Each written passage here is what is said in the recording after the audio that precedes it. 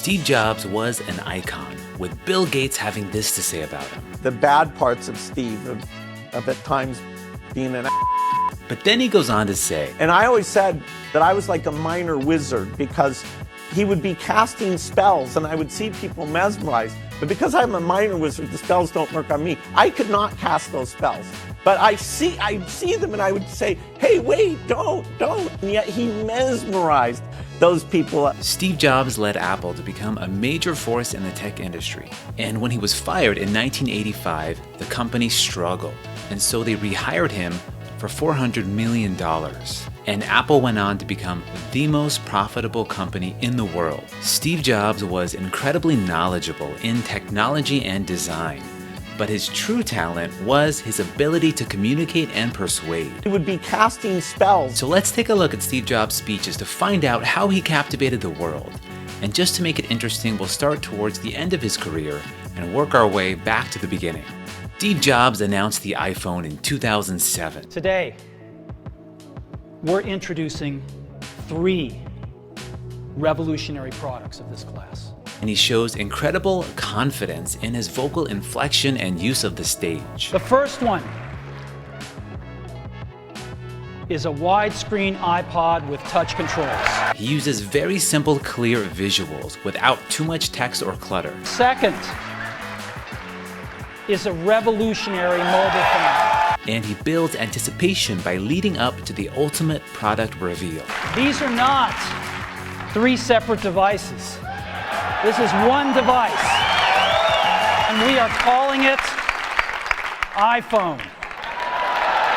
This is the Stanford graduation in 2005. What stands out about this is how personal Steve Jobs gets. This display of vulnerability creates a powerful connection with the audience and makes him more relatable. About a year ago, I was diagnosed with cancer. I had a scan at 7:30 in the morning, and it clearly showed a tumor on my pancreas. I didn't even know what a pancreas was. The doctors told me this was almost certainly a type of cancer that is incurable, and that I should expect to live no longer than 3 to 6 months. Now we go back to 1997, when Jobs was recently rehired by Apple, and he's working on this ad campaign. He demonstrates the company's ethos, character, or a core guiding belief or principle.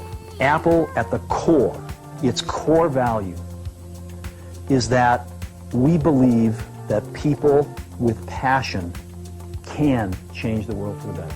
And that those people that are crazy enough to think they can change the world are the ones that actually do.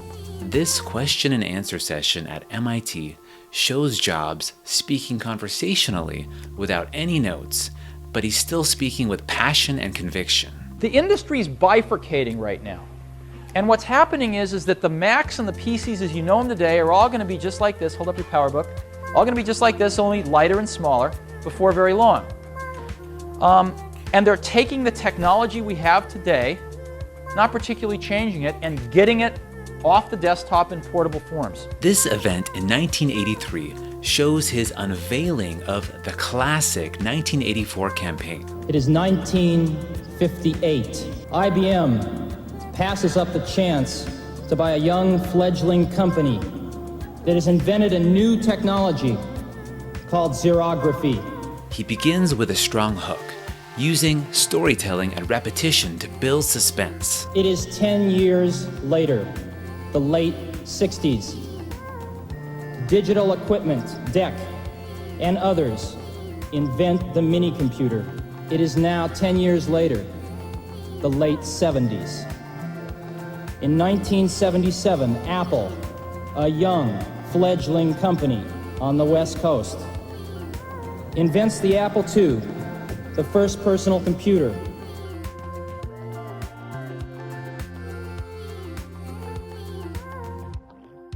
This final clip from 1980 shows a young Steve Jobs at 25 years old, and he's already worth over $200 million.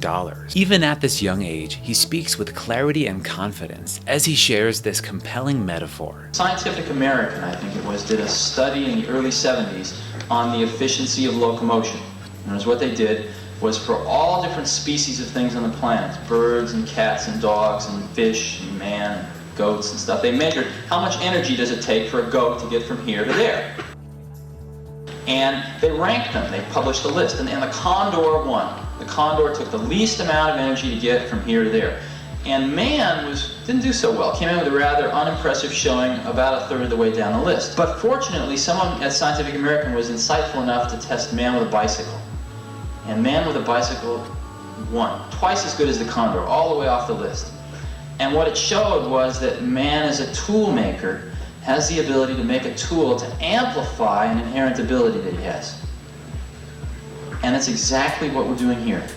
It's exactly what we're doing here. Communication is an extremely valuable skill, and Steve Jobs was a master and a magician, and we are all living under his spell. Stay hungry, stay foolish. And I have always wished that for myself. And now, as you graduate to begin anew, I wish that for you. Stay hungry, stay foolish. Thank you all very much.